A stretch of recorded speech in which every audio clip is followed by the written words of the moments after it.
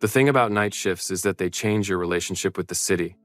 Most people know the city in daylight, loud, purposeful, full of people going somewhere. The night version is different, quieter but not peaceful. The kind of quiet that has texture to it, the hum of the last trains, the specific sound rain makes on empty pavement versus rain on a crowd, the way streetlights turn wet streets into mirrors that reflect everything upside down. I had worked night shifts for 3 years. I knew the city's nighttime, the way you know the layout of a room you've lived in long enough to navigate in the dark. My name is Cale Ashby. I was 24 years old, a pediatric ward assistant at Street Mercy Hospital, and I was walking home on a Tuesday evening in November through the kind of rain that wasn't dramatic enough to justify a cab, but was consistent enough to soak through your jacket collar and find the back of your neck. I had my hood up, my bag was over one shoulder. I was thinking about whether I had eggs at home, which I probably didn't, and whether the convenience store on the corner of my block was still open, which it probably wasn't. I walked past the shuttered flower shop on Callum Street the same way I walked past it every night without looking, knowing its closed metal shutter by feel, its particular smell of cold water and yesterday's stems, and then I stopped. Not because I heard anything loud, because I heard something very quiet. A sound below the rain, below the traffic from the main road 2 blocks over, below the hum of the drain running fast with overflow at the curb, a sound so small it shouldn't have reached me at all. I stopped and I listened. There it was again. Not a cry, not a call for help. Something more private than that, the sound of someone trying very hard not to make noise and not entirely succeeding. I stepped back 2 paces and looked into the narrow overhang between the flower shop shutter and the doorway of the building next to it.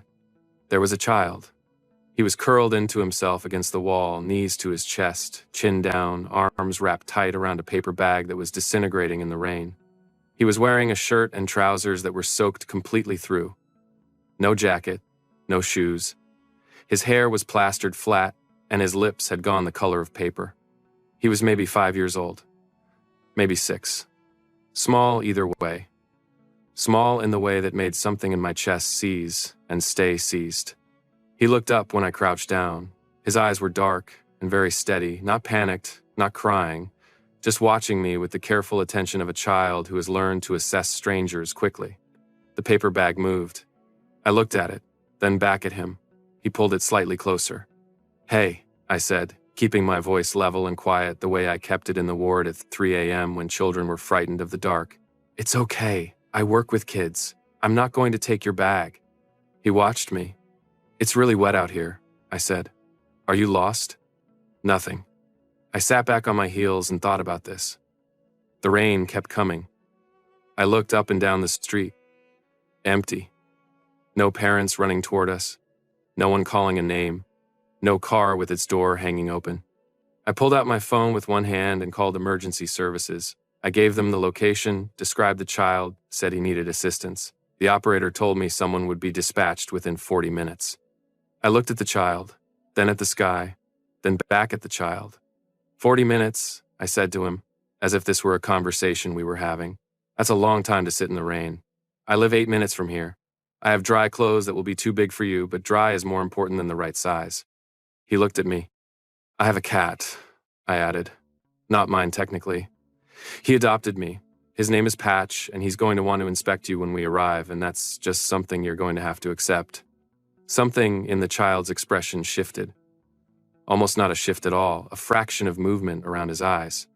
"Is that your cat?" I asked, nodding at the bag. He looked down at it. Then, very slowly, he opened the top. Inside, wet and furious, and remarkably alive, was a kitten. Orange, small, and currently expressing its feelings about the situation with considerable volume for its size. "Ah," I said. "2 of you then. I still have enough dry things." I stood up and held out my hand. He looked at it for a moment. Then he took it. His hand was very cold. I noticed that the way you notice medical information neutrally, storing it, assessing. I kept my pace slow on the way back, adjusted the angle of my body to block the wind from hitting him directly. Small adjustments. The kind of thing you learn to do when you spend your nights in a ward full of children who can't always tell you what they need. My apartment was on the 3rd floor of a building above a laundromat that ran until midnight. The sound of the machines was constant and warm, filtering up through the floors, and I had long since stopped hearing it. The building smelled of clean linen, and the specific comforting smell of industrial detergent that I had, over 3 years, come to associate with coming home. I unlocked the door and held it open. The child stood in the hallway for a moment, taking in the apartment with the systematic attention he'd been giving everything since I found him. Then he walked in. Patch appeared immediately from wherever he had been sleeping, which was probably on my bed, and sat in the center of the room with the posture of a small orange emperor receiving visitors. He looked at the child. The child looked at him. Then the kitten in the bag let out a sound, and Patch's expression went from imperial to intensely interested. I set my bag down and went to find dry clothes, talking as I moved because I had learned from 3 years in pediatric wards, and before that from being a child myself in houses where silence felt like danger, that a voice in the background was grounding. Not demanding, just present. "There are towels in the bathroom, second door on the left," I said. "The green ones are softer. Bathroom light is the switch on the right. It's a bit sticky, you have to push it up firmly. I'm going to find you something to wear. It'll be too big. I'm going to apologize for that in advance." I heard the bathroom door open. Then the sound of the light switch being pressed, once, twice, 3 times, the way children press things when they're uncertain. Then the light went on. I found a shirt, a pair of old sweatpants with a drawstring, and a pair of thick wool socks. I left them outside the bathroom door and went to the kitchen to boil water and check what I had that would be easy and quick and warm. Eggs. I had eggs, which answered that question. I made scrambled eggs 2 ways, soft and firm and toast, and set both plates on the table. When the child came out of the bathroom, swimming in my clothes with his hair toweled and still damp, he stopped at the table and looked at both plates. I pointed to the firmer eggs. "Those are the regular way." He pointed to the soft ones. "Those are the French way, more butter. Takes longer to make, but some people prefer it." He looked at both plates for another moment. Then he pointed at the soft ones. "Good choice," I said. "That's my preference too." I called emergency services again while he ate and gave them the updated location. I was told the report had been filed and someone would follow up. I asked for a timeline. I was told they couldn't provide one. I said thank you and hung up. I sat across from the child and ate my own eggs. He ate everything on his plate. Then he looked at mine. I pushed it across the table without comment. He ate that too. I noticed his hands. The fingernails were clean. He had washed them in the bathroom. Thoroughly, I realized. Because the towel I'd left out had dirt on it. Someone had taught him that. Someone had taught him to wash his hands and be quiet and assess strangers carefully and not ask for things directly but accept them when offered. Someone had loved this child and taught him things. And that someone was not here. His name is Theo, I would learn. But not that night. That night he was just a boy eating my eggs in my 2 large clothes, while his kitten and my cat conducted tense negotiations under the table, and outside the rain kept falling, and no one came to the door. I set up the bed for him. I told him where everything was, the bathroom, the water glass on the nightstand, the light switch by the door. I told him Patch would probably come in during the night, and he was welcome to let him or not. I took the couch, which I had slept on before and would not recommend for extended use. Before I turned off the main light, I checked on him. He was lying on his back with the kitten curled on the pillow beside him and his eyes open. "Someone is going to come for you," I said. "I've let people know where you are. We just have to wait a little." He looked at the ceiling. "You're safe here tonight," I added. He didn't respond. But when I turned off the light, I heard him turn over, and the kitten adjusted, and then after a few minutes the room was quiet in the way that meant someone had finally let themselves stop being on guard. I lay on the couch and stared at my own ceiling. I had a found child report filed with emergency services. I had a child in my bed and a kitten who was now apparently living here. I had work in 11 hours. And somewhere in the city, someone was looking for this boy. I didn't know who. I didn't know how long. I only knew the specific math of a child who had been taught to be quiet. That kind of learning takes time, and time means someone had been present for it, and present meant somewhere there was a person who was walking through every version of tonight that didn't end well. I hoped they were close. I hoped they were looking in the right direction. Day 2. He was awake before me. I came off the couch at 6:15 to find him standing at the window in my 2 large clothes, looking out at the city with the kitten under one arm and Patch sitting on the windowsill beside him with an expression of studied nonchalance that meant he was deeply invested in the kitten and would deny it to his last breath. "Good morning," I said. He looked at me. "Eggs again, or should we branch out?" I asked. "I have oatmeal. I have some bread that's probably fine. I have half a banana that is definitely not fine, but that's a personal failing I'm not proud of." He pointed at the bread. "Reasonable," I said. "I can toast it." I made toast and tea. His was mostly warm milk, with a small amount of tea for color, which was how I had always made it for children in the ward who needed something warm but weren't ready for the real thing, and we sat at the table again. He followed me through the morning, not clingily, not attached to my leg or requiring constant contact. He just stayed in the same room. When I was in the kitchen, he was in the kitchen. When I moved to the living room to make calls, he was on the couch within my peripheral vision, the kitten on his lap, watching me with those steady, dark eyes. I called the emergency services follow-up line at 8. I was told the report was in the system and processing. I asked if there was a match with any missing child reports. I was told the system would notify me. I called my supervisor at Street Mercy and told her the situation. She was quiet for a moment, then said, "Bring him in this afternoon. I'll have someone from Pediatric Social do an assessment. And Kale, you're a good person." I told her I was just a person with a couch and enough eggs. I took him to the hospital at 2. He submitted to the medical assessment with the resigned patience of a child who had been through medical things before, not fearful, just waiting for it to be done. Mild residual hypothermia, otherwise healthy. No injuries. The social worker noted he had likely gone without food since the previous day, nothing dangerous, but enough. The social worker who saw him was kind and direct, and wrote things carefully. She asked him questions.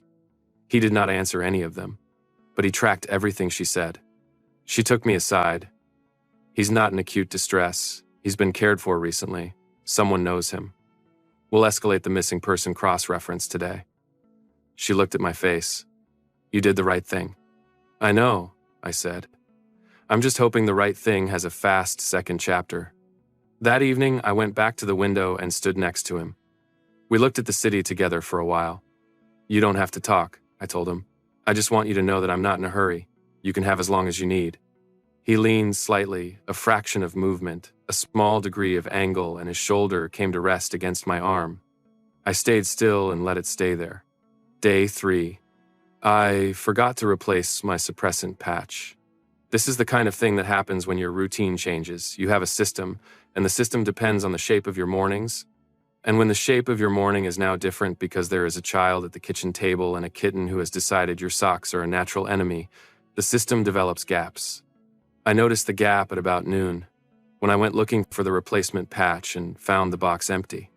My scent, warm vanilla and wood smoke, faint under normal circumstances, barely detectable at a distance, would start surfacing within a few hours. I noted this practically. I would get to the pharmacy in the afternoon. In the meantime, it was unlikely to affect anything. We were in my apartment. The people who would encounter my scent were a 5-year-old child and 2 cats, none of whom were particularly invested in Omegaverse biology. I went to get my coat. I found him at the kitchen table with my sketch pad. I used it occasionally when I needed to decompress, nothing serious, just the habit of drawing that had stayed with me from a childhood where it was the cheapest way to make something, and a set of pencils I kept in the drawer. He was drawing. I stood in the doorway and didn't interrupt. When he finished, he looked at the page for a moment and then looked up at me. He didn't show me the drawing. He didn't hide it either. He simply left it there and climbed down from the chair and went to find the kitten. I looked at the page. 3 men, drawn in the direct, unself-conscious lines of a child who is drawing from memory rather than imagination. The shapes were simple but specific. 3 tall figures standing together. No backgrounds, no details of place. Just 3 men, side by side. Something about the drawing had the quality of documentation. Like a child, making a record of something important. I put it on the fridge. He came back to the kitchen with the kitten and looked at the fridge, then back at me. I said nothing. He said nothing. We ate lunch. Later, he reached up and touched the corner of the drawing briefly, with 2 fingers, the way you check a compass, and then went back to what he was doing. I went to the pharmacy in the afternoon and got the replacement patch. I came home and applied it at 4 o'clock. By then, my scent had been present in the apartment for several hours. By then, It had seeped into the cushions and the curtains and the particular warm air of a small apartment with a stove going and 2 cats living in it. By then, something had already been laid down in the fabric of that space that a new patch couldn't entirely undo. I didn't know that yet. I only knew that when I came home from the pharmacy and opened the door, something in the apartment smelled different, warmer, more layered, and that Theo looked up from the floor where he was sitting and there was something in his expression I couldn't quite name. Day 4. I was filling water for the kettle when Patch jumped onto the counter, and the kitten, who had been watching from the floor, attempted to follow and didn't quite make it and let out a small, indignant sound. Theo, sitting at the table, watched this happen. "Mine," he said. I turned around. He was looking at the kitten, who had collected himself with dignity and was now washing a paw as if the failed jump had been the plan all along. "Yes," I said. "Yours." He looked at me. "I mean that," I said. "If someone comes for you and they have rules about cats, I will personally advocate very hard for an exception. But in the meantime, yes. He's yours." Theo looked back at the kitten. He slid off his chair and went and sat on the floor, and the kitten walked over and climbed onto his lap and settled there with the completeness of a cat who has made a decision. They stayed like that for a long time. He didn't say anything else all day, but he sat closer to me after that at the table, on the couch, in whatever room I was in, not needing me, exactly, just narrowing the distance. At bedtime, I was reading a habit I kept, regardless of how tired I was, at least 10 pages, usually more, and he came out of the bedroom and stood in the living room doorway. "Can't sleep?" I asked. He pointed at the book. "Oh," I said. "Do you want me to read it out loud?" He came and sat beside me on the couch. I started from the beginning of the chapter, reading slowly, not performing, just telling the story the way I would have told it to the children in the ward. He was asleep before the end of the chapter. I put a blanket over him, turned off the main light, and sat in the dark for a while thinking about the picture of 3 men on my fridge and the careful way he touched it, and the fact that he had now said one word to me in 4 days, and the fact that that word was times mine, which was the word a child uses when something matters. Day 5, morning. I was between tasks, just finishing the breakfast dishes, about to check my messages when my colleague Dara sent a link with a message that said, "Isn't this the kid you told me about?" The link was a news notification. I opened it. The headline said, "Voss family appeals for information in search for missing nephew. Search now in 5th day." There was a photo. I looked at the photo, then across the kitchen at Theo, who was eating toast and explaining to Patch in very serious terms why the kitten was not allowed to eat Patch's food. I looked back at the photo. The child in the photo was wearing different clothes and his hair was dry, and he was looking at the camera with the same steady, dark eyes that had been watching me from various corners of my apartment for 4 days. I set my phone down on the counter. I picked it up. I called the number in the article, which went to a public tip line that put me on hold for 12 minutes and then disconnected. I called back. I was told my information had been logged and someone would follow up. I looked at Theo. He had finished his toast and was now engaged in a staring contest with Patch. I made more toast, because it seemed like the thing to do, and I sat across from him and ate it. "Can I ask you something?" I said. He looked at me. "Your family, the people in the drawing, they're looking for you, aren't they?" He looked at the fridge, at the drawing, then back at me. "They're coming," I said. "I've told people where you are. It might take one more day, but they're coming." He ate the last corner of his toast. Then he said, "I know." It was the second thing he had said to me in 5 days. The Voss Triplet side of day 5, which I did not witness but reconstructed later from what they told me. Bastian had been awake since 3 in the morning. This was consistent with the previous 4 days. He operated on approximately 2 hours of sleep in a 48-hour cycle, a ratio that everyone around him found alarming and that he found simply necessary, because the alternative was lying in the dark, thinking about his sister's face, and that was not something he could afford to do and remain functional. He ran the search operation from the company's security floor screens, covering every quadrant of the city, teams reporting in on rotation, his executive assistant fielding incoming information and flagging anything relevant. It was efficient. It was precise. It was the application of every resource available to him, and it had not, in 5 days, produced his nephew. Rowan had stopped sleeping almost entirely.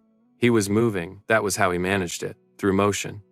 If he was checking a sector, if he was on the phone with a team lead, if he was driving a route himself at 4 in the morning, then he was not stationary. And being stationary meant the waiting became real. Rowan's entire professional and personal life had been built around the principle that movement was control. Standing still meant accepting that some things were outside your control. He was not ready to accept that. Emil had spent the previous evening in Theo's room. Not the whole night. He had work to do, calls to take. His brothers needed him functional. But 2 hours in the evening, sitting on the edge of Theo's bed in the dark, hand flat on the mattress that still held Theo's weight in memory. Mara had been gone 8 months.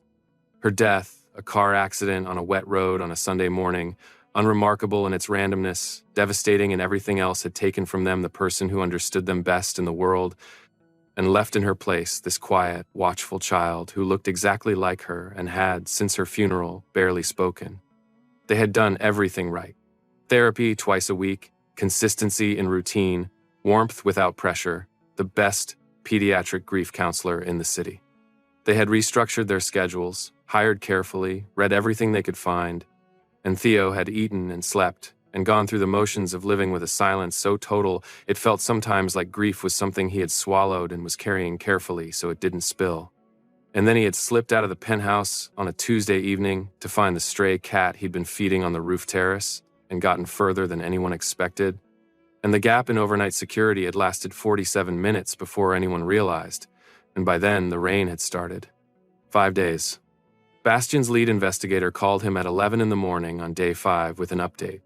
A cross-referenced hospital report had surfaced in the system, filed by a ward assistant at Street Mercy on Tuesday night. The report had been logged but not escalated administrative processing delay. The address in the report was 8 blocks from where Theo had last been seen. The investigator sent the name, Cale Ashby, a photograph, a hospital employee ID. Bastian looked at the photograph for approximately 5 seconds. It was a standard employee ID photo, the kind that was lit badly and taken quickly, the kind that showed you nothing and everything. He was looking at the face of whoever had had his nephew for 5 days, and the expression in that face, professional, composed, direct, told him nothing at all about who this person was. He sent the address to Rowan and Emil simultaneously. Emil replied immediately, already getting in the car. Rowan replied 3 seconds later with nothing, which meant he was already moving. Bastian closed his laptop. He had run this company for 7 years on the principle that you didn't act on incomplete information. You gathered, you assessed, you proceeded from a position of knowledge. He had been building a response framework for this moment all week, what to say, how to handle the situation, how to ensure the person who had his nephew felt thanked and compensated appropriately, how to make the transition clean and correct. He stood up, put on his coat, and went downstairs.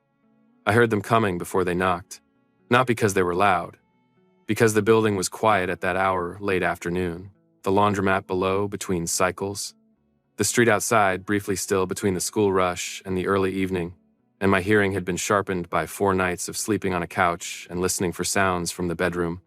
3 sets of footsteps in the corridor, unhurried but not casual. The specific quality of motion that belongs to people who move with purpose and have learned to make it look like composure. Theo was at the kitchen table. He had been quiet all afternoon, more so than usual, which I had registered but not pushed. He was eating the last of the apple slices I had cut for him, feeding every 3rd slice to the kitten, who was sitting on the table in direct violation of the one rule I had tried to establish, which was no cats on the kitchen table, a rule I had abandoned on day 2. The knock came. Theo looked at the door. I looked at Theo. Something in his stillness had shifted, not fear, not excitement, something more complicated than either. The careful, contained anticipation of a child who has been waiting for something he didn't know how to ask for. Coming, I said, because I always said something so children in my care knew what was about to happen rather than just having it happen to them. I crossed the room and opened the door. The first thing I registered was the height, then the coats, expensive, dark, the kind that fit correctly because they were made to.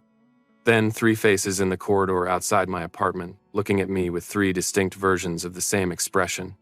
The man on the left was the largest, broad through the shoulders in the way of someone whose physicality was professional as much as natural, with close-cropped, dark hair and eyes that were already moving past me into the apartment before the rest of him had decided to scanning, assessing, cataloging exits and presence and threat level in a single practice sweep. His jaw was tight. His hands were at his sides, but there was a readiness to them, a held tension, that said he was a man who was very good at waiting and very tired of doing it. The man on the right was watching me specifically. Dark hair like the first, similar features, they were clearly related, obviously so. The same bone structure repeated 3 times with variations, but his face was more open, expression less managed. He looked like someone who had been told to stay composed and was succeeding by the smallest possible margin. His eyes were red at the edges from tiredness or something else, or both. The man in the center was the one who made the still point of the scene.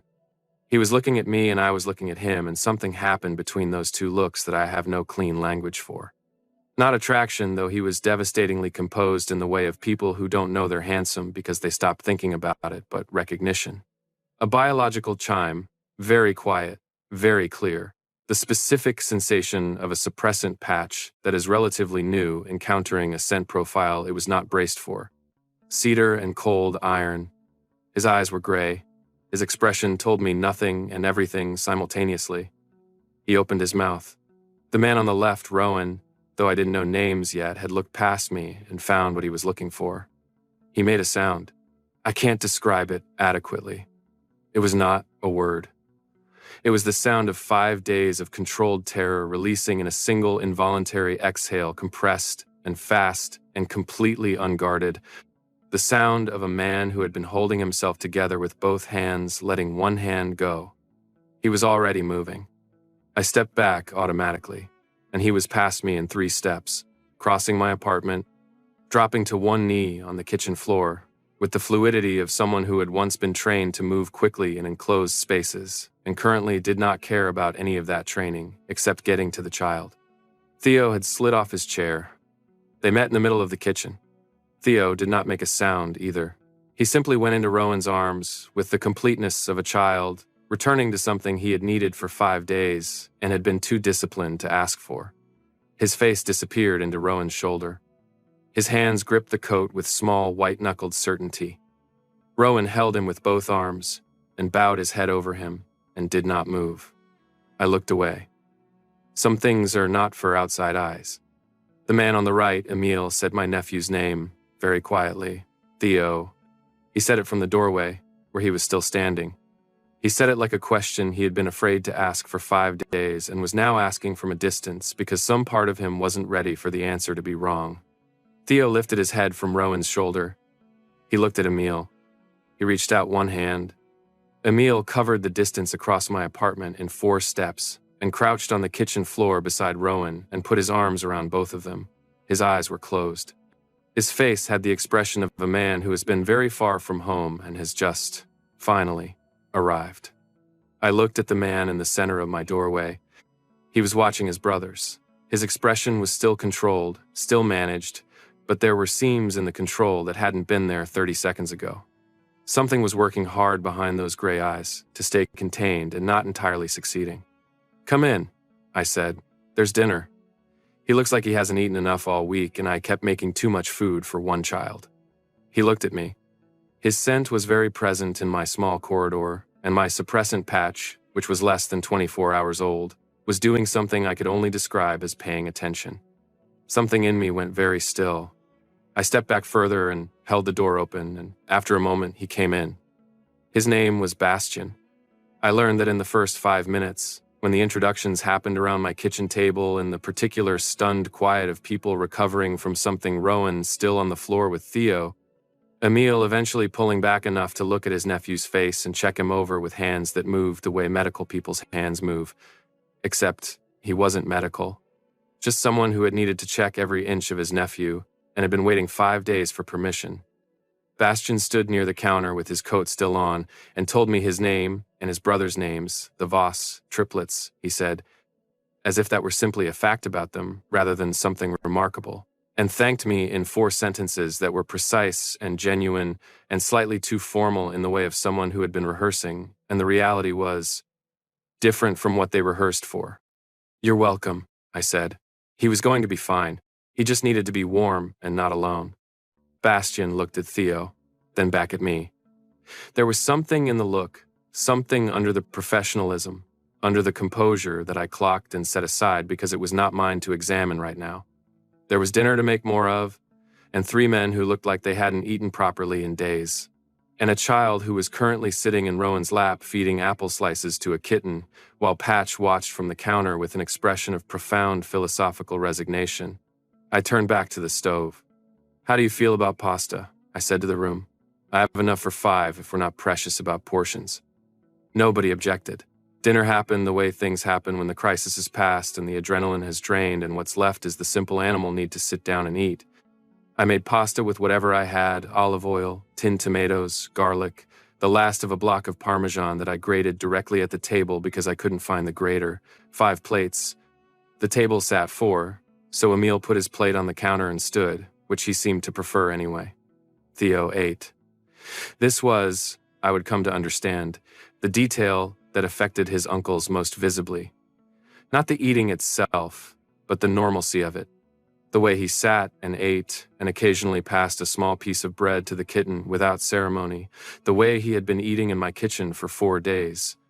Rowan didn't say much. He ate and watched his nephew with the specific vigilance of a person who was not going to let him out of arm's reach for the foreseeable future.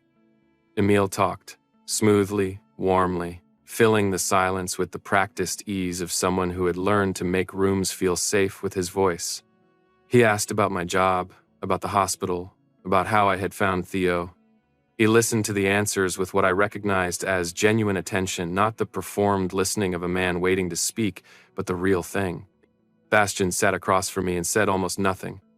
I was aware of him the way you're aware of something you're trying not to look at directly.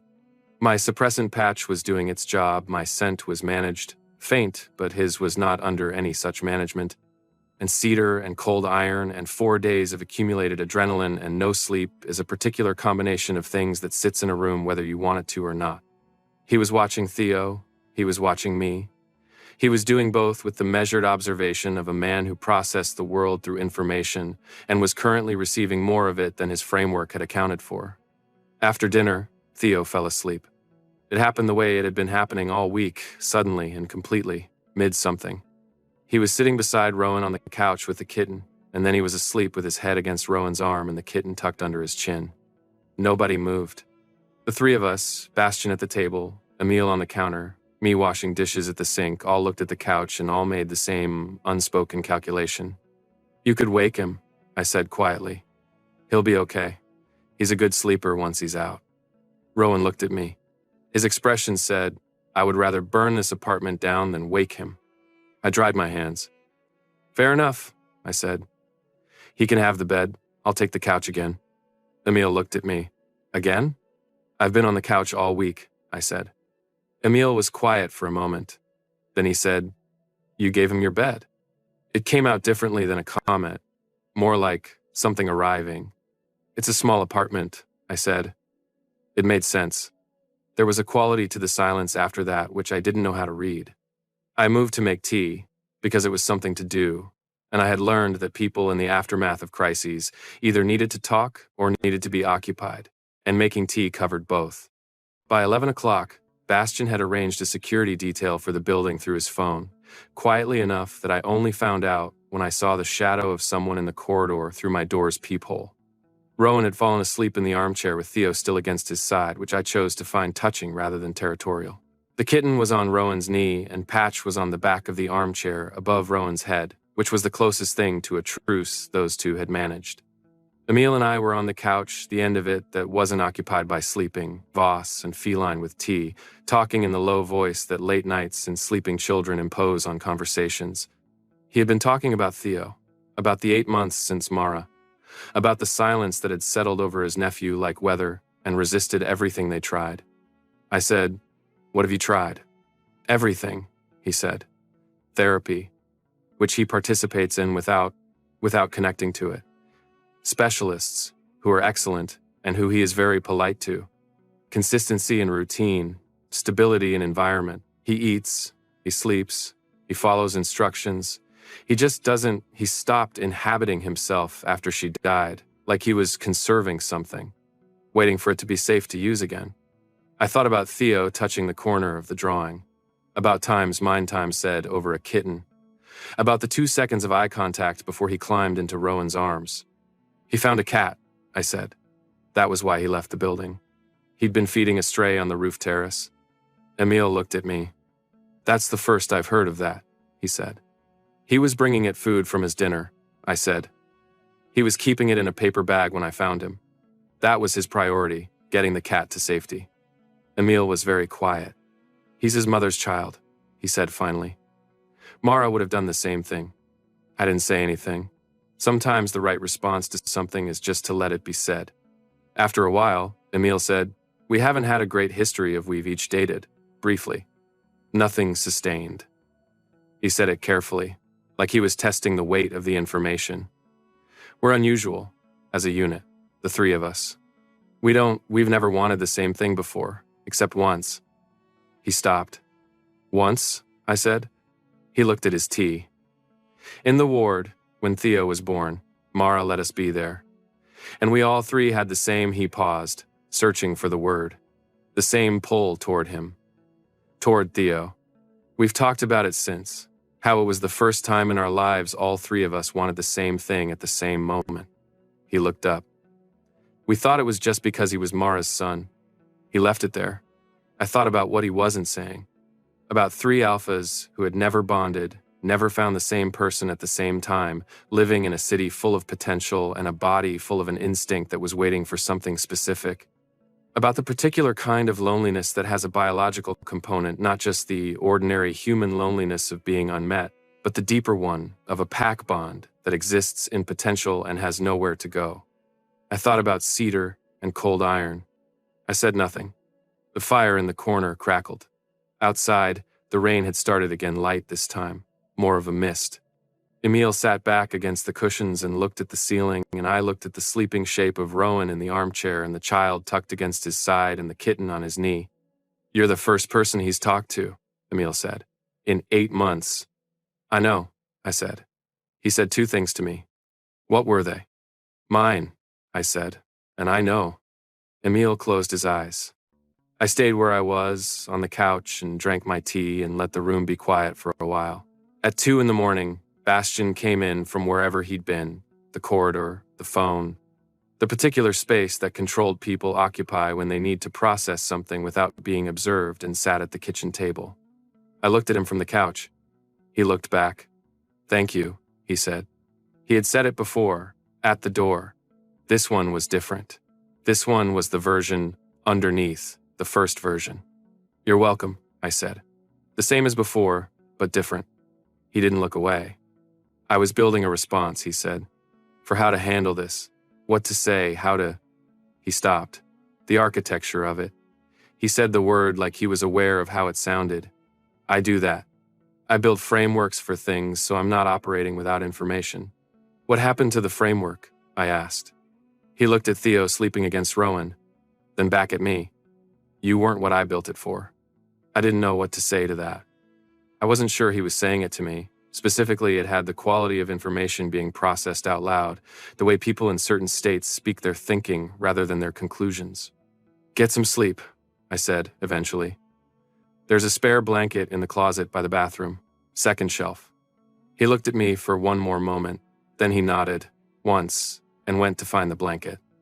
I lay back on the couch with Patch materializing from somewhere and settling on my chest, and I looked at the ceiling. 3 men in my apartment, a child asleep in the armchair, a kitten on a new person's knee, the drawing of 3 figures still on my fridge. Something had happened in this apartment over the past 5 days that I didn't have language for yet. Not just the finding of the child, not just the waiting. Something that had been laid down quietly in the fabric of the place. While I was making toast and reading aloud and sitting beside a small person who needed to know that silence was safe. I closed my eyes. Outside, the rain kept falling.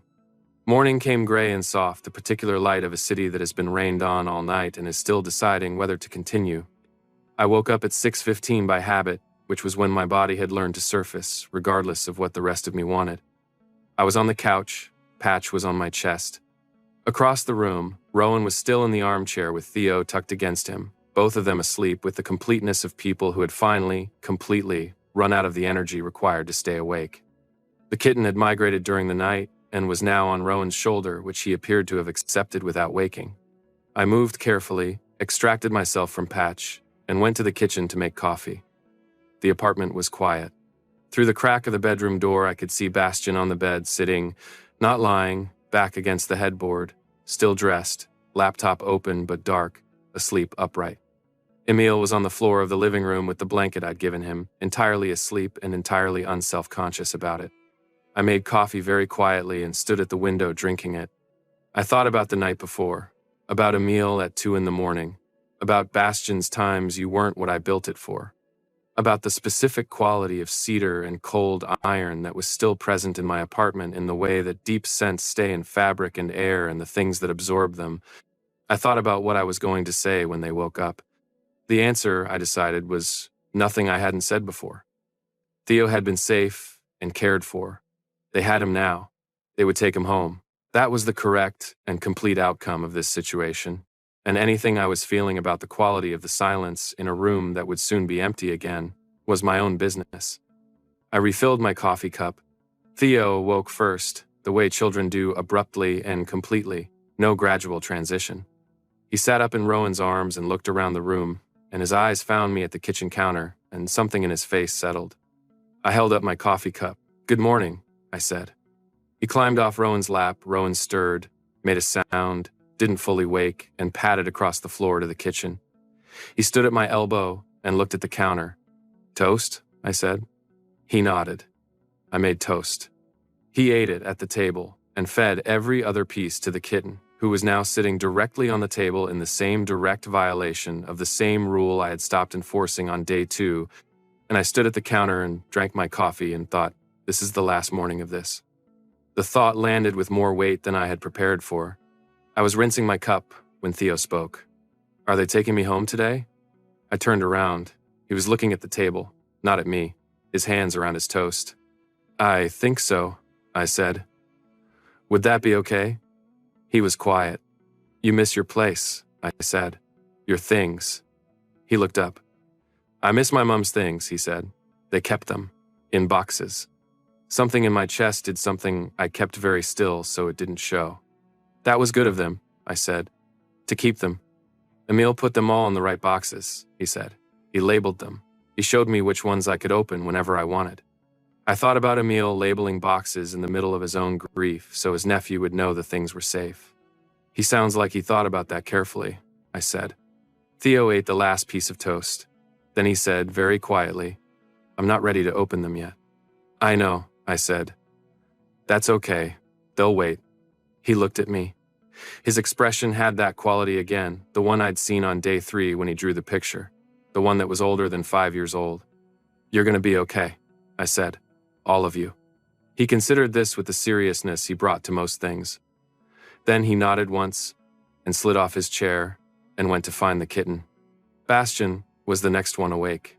He came out of the bedroom at 7:30, still in his clothes from the day before, and stopped in the kitchen doorway. He looked at me, then at Theo on the living room floor with the kitten, then back at me. "He's been up for an hour," I said. "He's fine. Coffee? Please." I handed him a cup. He took it and stood at the counter and didn't perform being composed. He just was it, the way some people are. Like the composure isn't a choice, but a state of being they return to automatically. "What do you take in it?" I asked. "Nothing." I pushed the milk toward him anyway. He looked at it. "In case you change your mind," I said. He looked at the milk for a moment. Then he poured a small amount into his coffee. I did not make a thing of this. We drank our coffee in the kitchen while his brothers slept and his nephew played on the floor and outside the city woke up.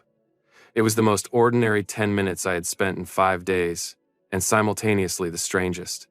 Bastian set his cup down. "The report you filed on Tuesday," he said. "It took until yesterday to surface." "System processing delay," I said. I called twice.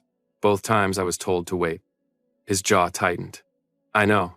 I've been speaking with the department. There are going to be changes to how those reports are escalated." I looked at him. "You don't have to do that." "I'm not doing it for you," he said. I'm doing it because next time it might not be someone like you who finds the child. The way he said times someone like you times was not a compliment or an assessment. It was a category he had created overnight and placed me in, and I didn't entirely know what the category contained. He looked at his cup. 5 days is a long time, he said. Yes, I said. He was cared for, he was safe, he ate and he slept, and he paused.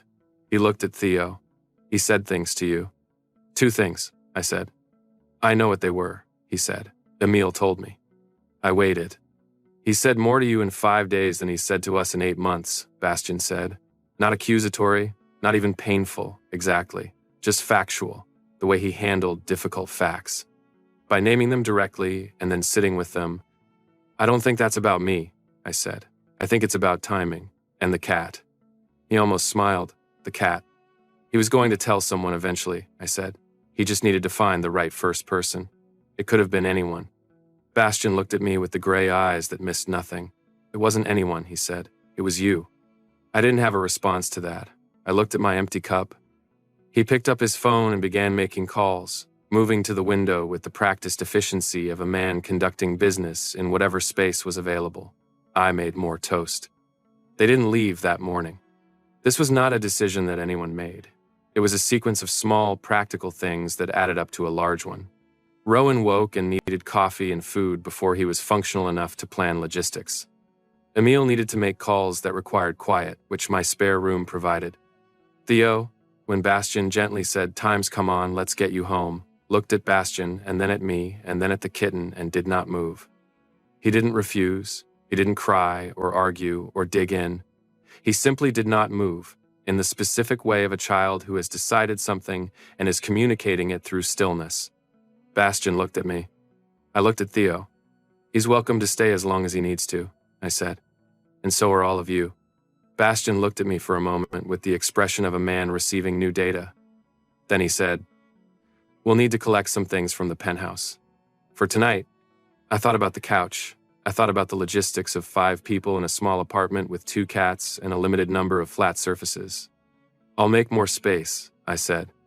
Rowan said something I didn't catch, directed at Bastian, in a tone that I parsed as, "You've already decided." Bastian's response was a look that I parsed as, "I'm aware." I went to make more toast because there appeared to still be people to feed. The second night was different from the first. The first night had been crisis resolution. Everyone running on adrenaline and relief. The shape of the situation still settling. Nobody quite sure what the next step was because the only step they'd been able to think about for 5 days was this one. The second night was something else.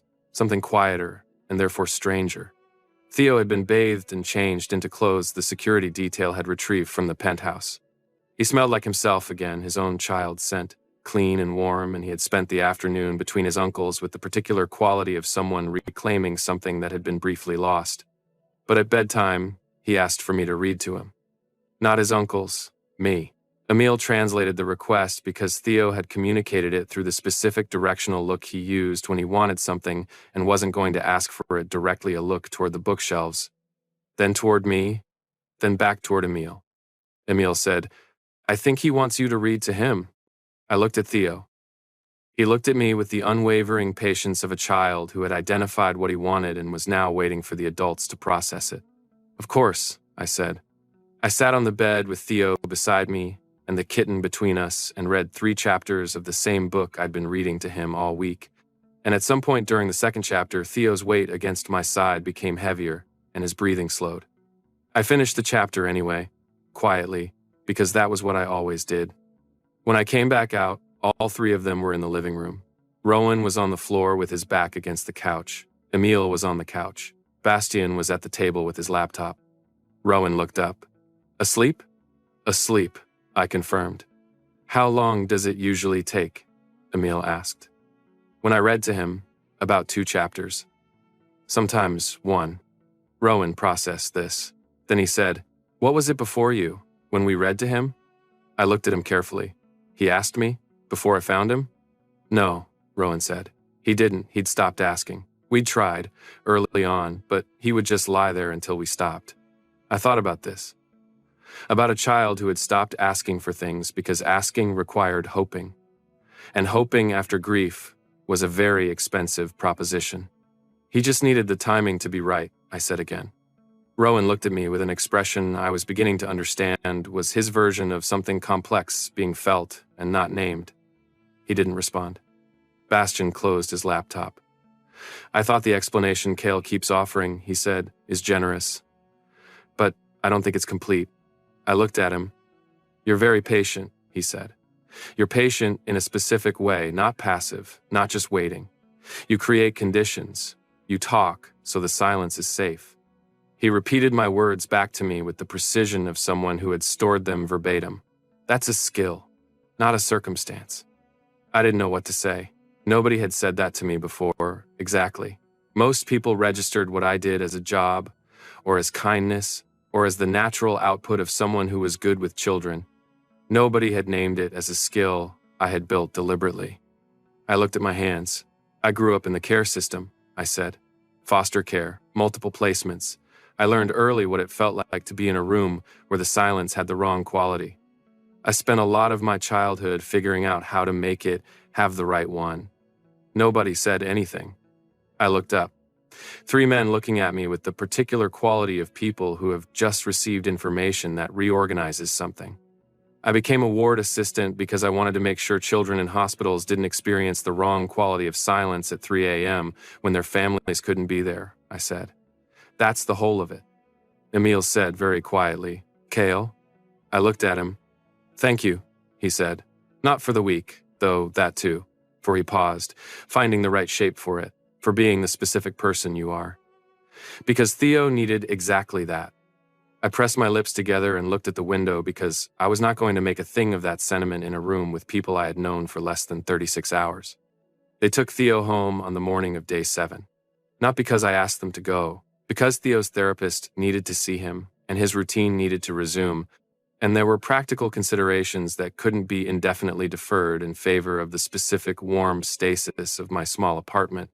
Theo packed his things, which was mostly just the kitten, who went into the carrier I had produced from the back of my closet, and the drawing from the fridge, which he took down carefully and folded into quarters and put in his pocket. He stood at the door. He looked at me. I crouched down to his level.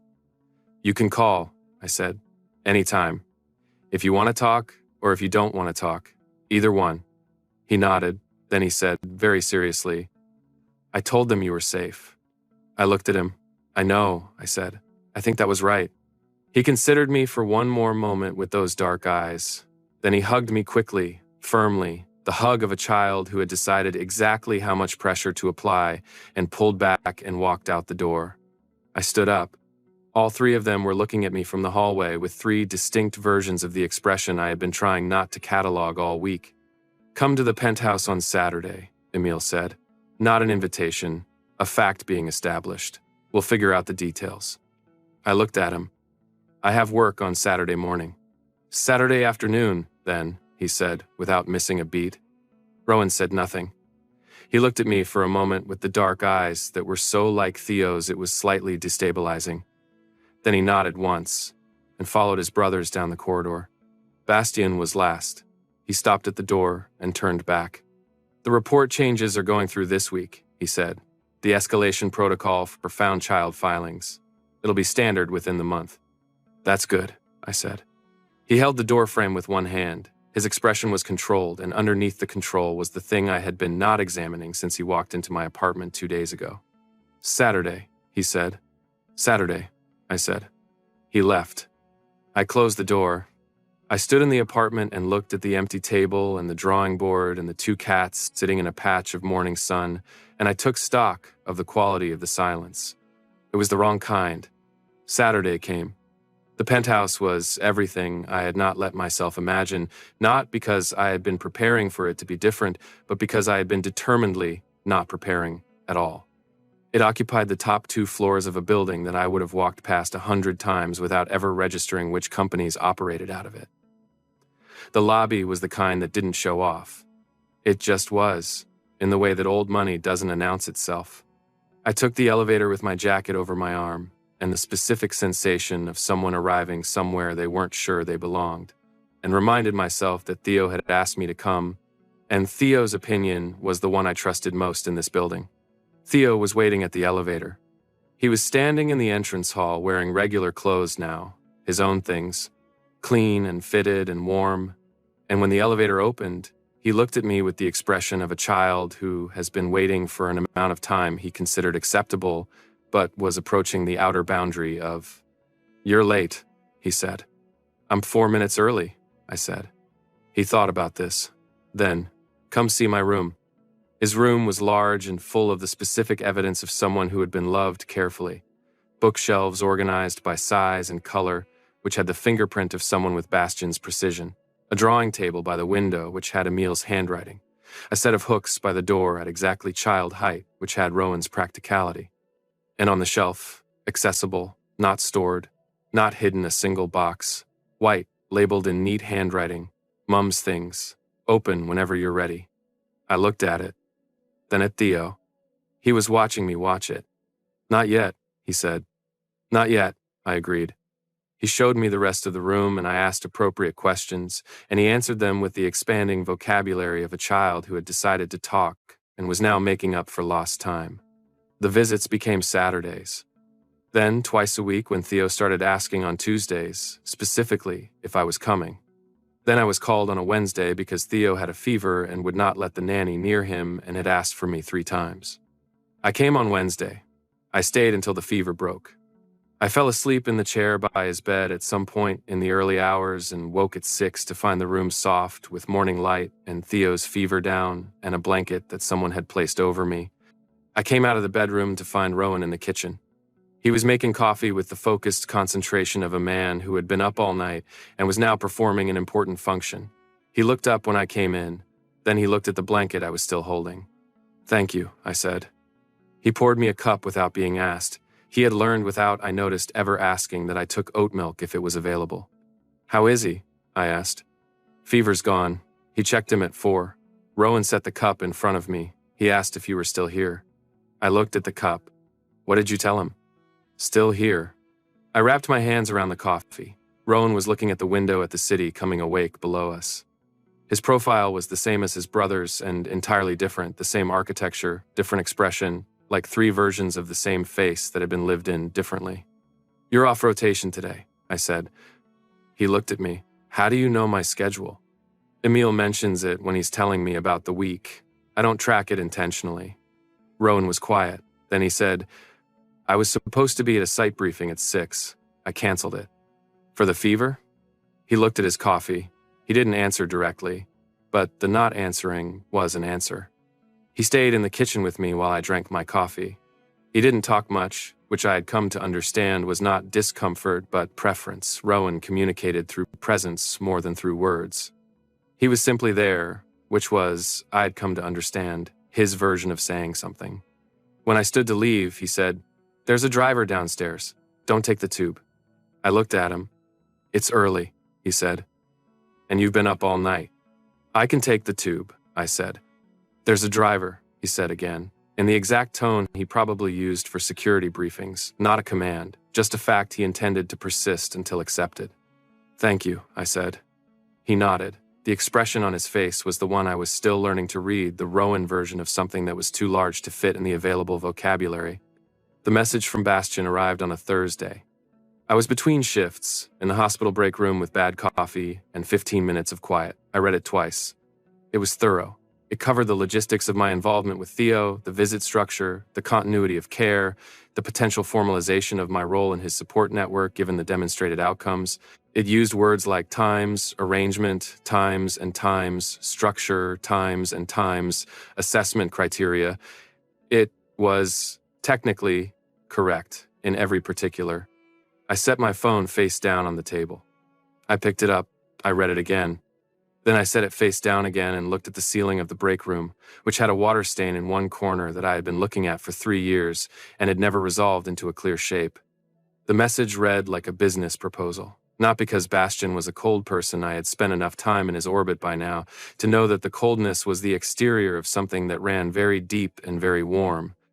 But because when Bastian didn't know how to say something, he said it the way he knew how, and the way he knew how was architecture. The problem was that I wasn't looking to be a structural element in someone's framework. I thought about Theo asking if I was still there at 4 in the morning.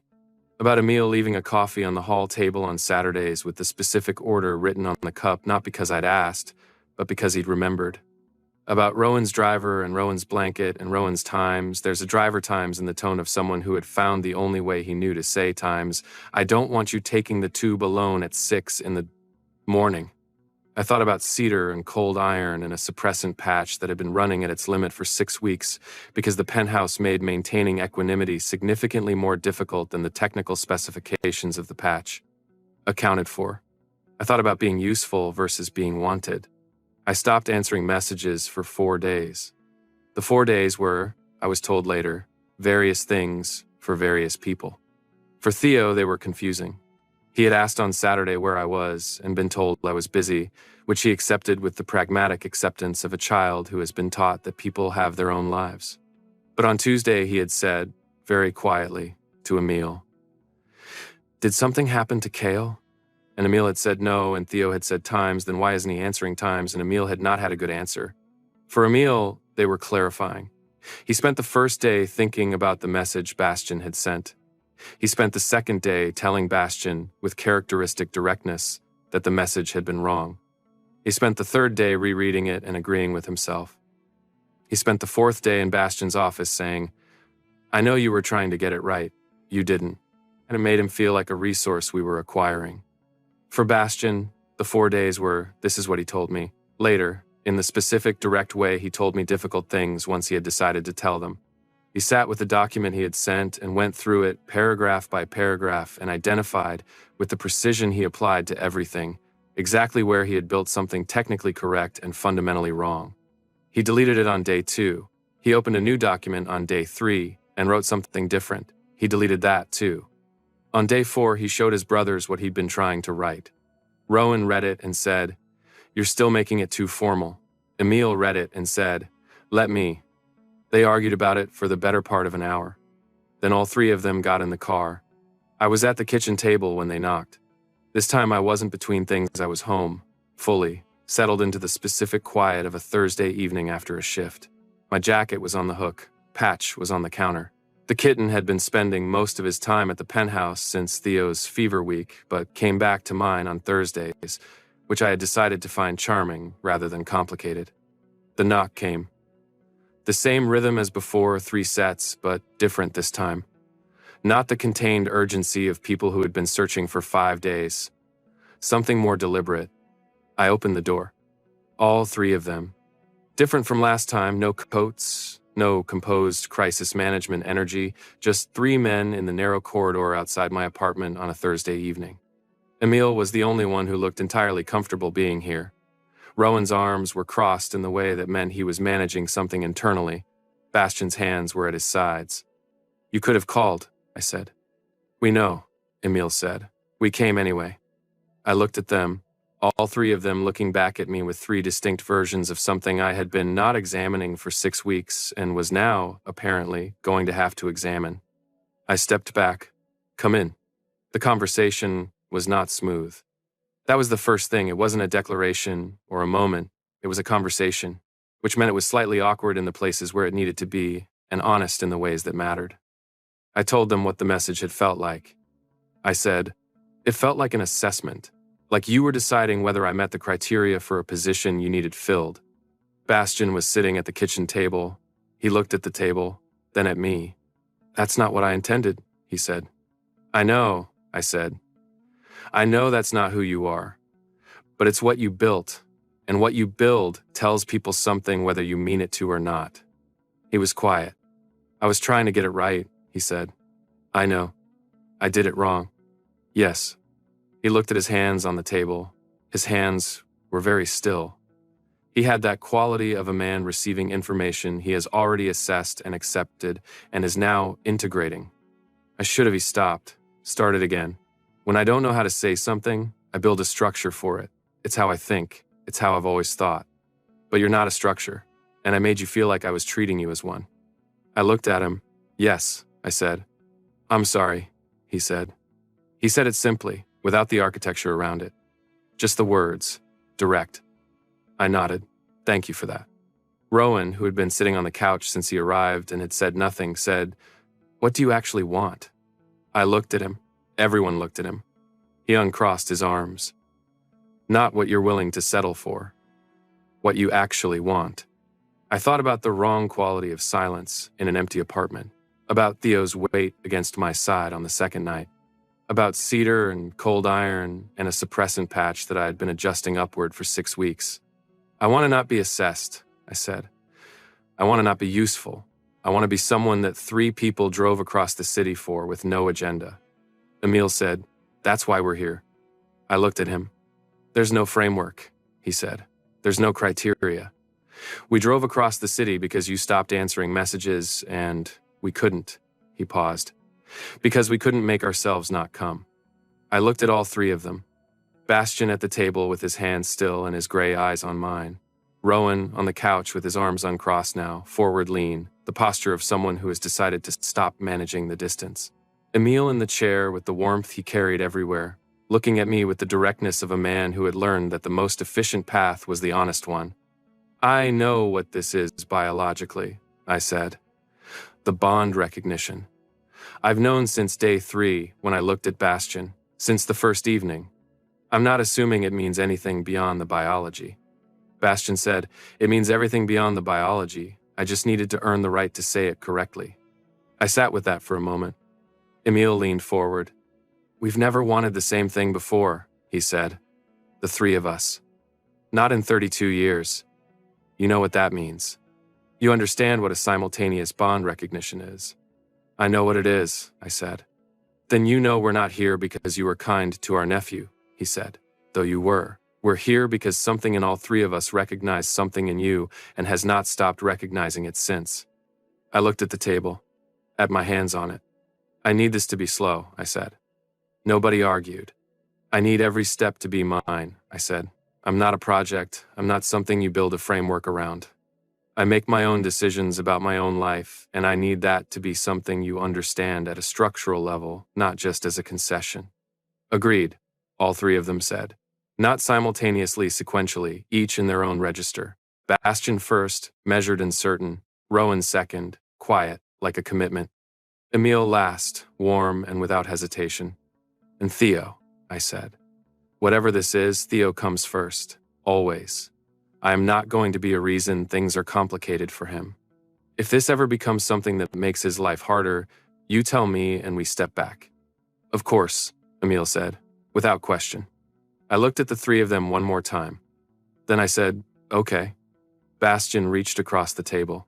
He set 2 fingers against the back of my hand, the same gesture from the first night, brief, certain, the gesture of a man who had been choosing his words for weeks and had finally, correctly, found them. Rowan stood from the couch.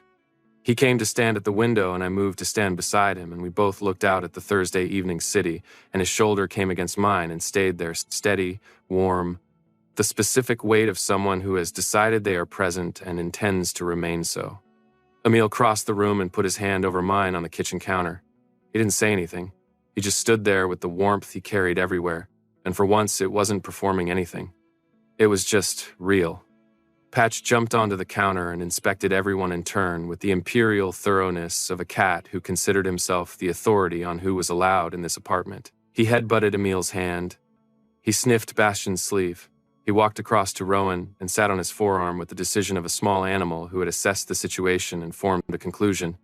Rowan looked down at him. Then Rowan said, very quietly, to no one in particular, "He smells like Theo's room." "He does," I said. "They spend a lot of time together." Rowan looked at the cat on his arm. Something moved through his expression, something that wasn't Rowan's usual register, something softer and more unguarded than the carefully maintained composure. He extended his other hand and scratched Patch behind the ear with the focused attentiveness of a man who had decided this was an important task. Patch closed his eyes and purred. I watched this happen and thought, this is what it looks like when someone lets their guard down. Not loudly, not dramatically. Just this, a man in someone else's kitchen at 7 in the evening, scratching a cat behind the ear like it's the most important thing he has to do. I should tell you what Theo said when Emil told him. Emil told him on a Saturday afternoon. in the straightforward way he handled things, with Theo sitting at the drawing table together, simple language, making sure Theo could ask questions. He said, "Kyle is someone we care about, and we'd like him to be more present in our lives, if you'd like that too." Theo listened. He looked at his drawing. He had been working on something when Emil came in, and he kept his eyes on it while Emil talked. When Emil finished, Theo said, "I know." Emil looked at him. "You know?" Theo put down his pencil. He looked at Emil with the expression he used for things that seemed obvious to him and apparently required explaining. "I picked him," Theo said. Emil said nothing for a moment. "When you found him in the rain?" he said, finally. "Yes," Theo said. "He kept me safe, and he didn't ask for anything. Those are the right kind of people." He picked up his pencil again.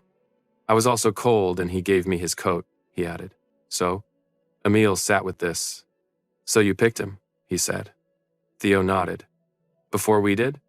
Theo looked at him with the patient expression he reserved for adults who had caught up slightly later than expected. "I had him first," he said. Then he went back to his drawing. "The thing about spring in this city is that it announces itself through smell before anything visible changes. The particular layering of wet earth and early blossom, and the specific greenness of new leaves on urban trees, it arrives weeks before the visual evidence, carried on the air in the morning when the temperature crosses a certain threshold and the city exhales. I had been noticing it for 3 days before I thought about why it seemed more present this year. I was at the window. Not my window, the one in the study that Bastian had cleared out 3 months ago and not made into anything in particular, just a room with good light and a spare desk where I kept some of my things when I was here, which was most evenings and every weekend, and some mornings when I had the early shift and it was easier not to go back. I was not thinking about any of this. I was thinking about the spring smell and whether we had enough coffee. The door opened. Theo came in without knocking, which he had established early on was his prerogative in any room in this apartment and which nobody had argued with. He was carrying a drawing. He held it out to me. I took it. It was 4 figures.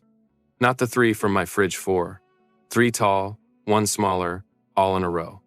He had used more color this time, careful patches of warmth in the clothes, dark hair on all of them. In the corner, very small but distinct, 2 cats. I looked at the drawing for a long time. "Who's this one?" I said, pointing to the 4th figure. He looked at me with the expression that meant he considered the question slightly unnecessary. "You," he said. I looked back at the drawing. "I noticed there are 2 cats," I said. He pointed at the smaller orange one. "That's mine." He pointed at the other. "That's yours, but they live together now." I looked at the drawing. "Yes," I said, "they do." He took the drawing back, considered it, and handed it to me again. "For your wall," he said. I looked at him. "You put the other one on your fridge," he said. "This one should go on a wall." I folded it very carefully along the lines he had pressed into it and put it in my jacket pocket. He watched me do this with approval. Then he went back out the door, not closing it.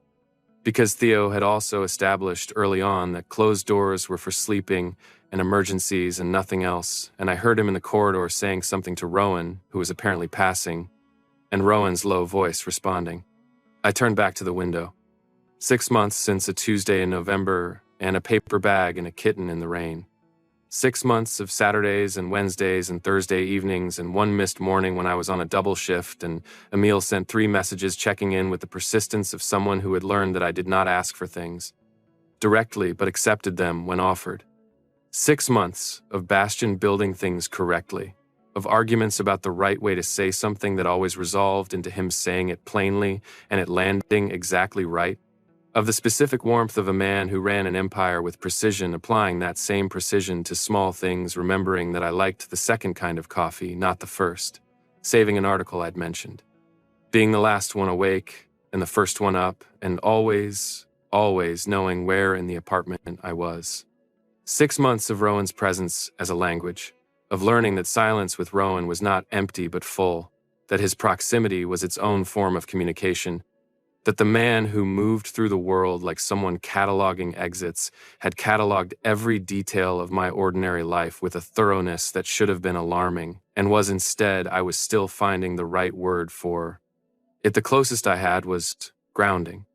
6 months of Emil making rooms feel safe, and then gradually, because he was also learning that I didn't need rooms made safe for me, I made them safe for myself, learning to simply be present in them. The shift from warmth as performance to warmth as state was something I had watched happen slowly and valued completely. 6 months of Theo opening one conversation about his mother. Just one. It had been a Saturday, and we were in the kitchen, and he had been quiet in a different way than usual. Not the conservation mode quiet, but something that had weight in it.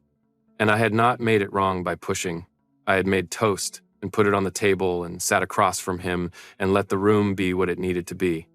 After a while, he said, "She smelled like oranges." I looked at him. "Mum," he said. When she hugged me, she always smelled like oranges.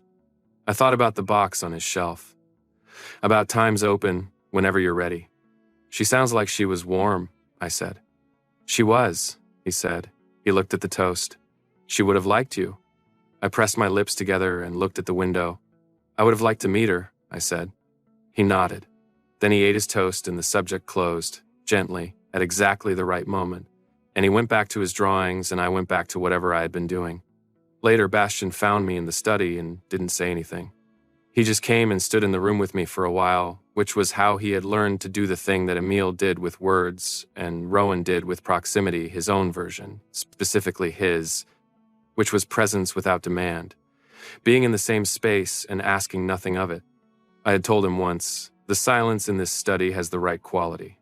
He had said, "Because of the light." I had said, "Because of you." He had looked at me for a moment with the gray eyes that had learned to be less controlled around me, which was the thing I valued most about the past 6 months. Not the composure coming down. Exactly, the composure was Bastian, and I was not interested in anyone being other than themselves. But the choice, increasingly, to let me see what was underneath it. He had taken my hand, and we had stood at the window for a while without saying anything. The suppressant prescription had changed 4 months ago. My previous doctor had been prescribing the higher formula for years. Originally, at my request, I had been managing in a world where being conspicuously omega was a professional liability in certain spaces, and the suppressants were part of how I managed. My new doctor, a recommendation from Emil, who had done the thing he always did, which was not push but mention something once at exactly the right moment, looked at my history and said, "You've been running this at a level that's significantly above what most people need. How are you feeling?" I told her honestly. She looked at the chart. She said, "I'd like to try a lower formula. Not because anything is wrong with you, but because the higher dose is work. It costs your body something to maintain." And it sounds like she looked at me with the directness of a good doctor, like some of the reasons you started this formula have changed. "Some of them," I said. She wrote the new prescription. I took it home and thought about it for a week. Then I filled it. The first morning I used it, I was in the penthouse kitchen making coffee, and Bastian came in and stopped just inside the doorway. He looked at me. I looked back. Something shifted in the air between us very slightly, barely perceptible, like a change in barometric pressure. My scent, warm vanilla and wood smoke, present and unmanaged in a way it hadn't been in 4 months of higher formula. He crossed the kitchen. He put his hands on either side of me against the counter and looked at my face with the specific gray-eyed attention of a man who was receiving information and processing it carefully. "Is this?" he said. "New prescription," I said. "Lower formula." He was very still for a moment. "You don't have to," he said. "I know," I said. "I chose to." He put his forehead against mine. His scent and mine in the same space, both present, both real, neither managed down to almost nothing. The specific warmth of that, of being allowed to smell like yourself in a room where it is safe to smell like yourself, was something I hadn't let myself want enough to name until I had it. "Okay," he said, very quietly. "Okay," I said back. I am standing at the study window on a spring morning in May when the door opens and Theo comes in and puts a drawing in my hand and says, "For your wall." And I fold it carefully and put it in my jacket pocket over my chest. And I think about a Tuesday in November and wet pavement and the sound of something very quiet below the rain. About crouching down in a doorway and holding out my hand. About the weight of a small person's trust and the specific way it lands when someone who has learned to be careful decides you are safe. About the drawing of 3 men on my fridge that has been replaced by a drawing of 4. About the box on Theo's shelf. About Bastian's 2 fingers and Rowan's shoulder and Emil's hand over mine, and the particular warmth of a room that has the right kind of silence. About what it means when a 5-year-old looks at you on day 4 and says, I know. Theo knew before I did. Before any of us. He picked the right person for reasons that had nothing to do with biology, and everything to do with who chose to crouch in the rain and hold out a hand to a child that no one was watching. I take the drawing out of my pocket. I find a piece of tape. I put it on the wall above the desk, where the light hits it in the morning. 4 figures, 2 cats, and in the corner, very small, rendered in careful, childish lines that know exactly what they mean to say. A door, left open.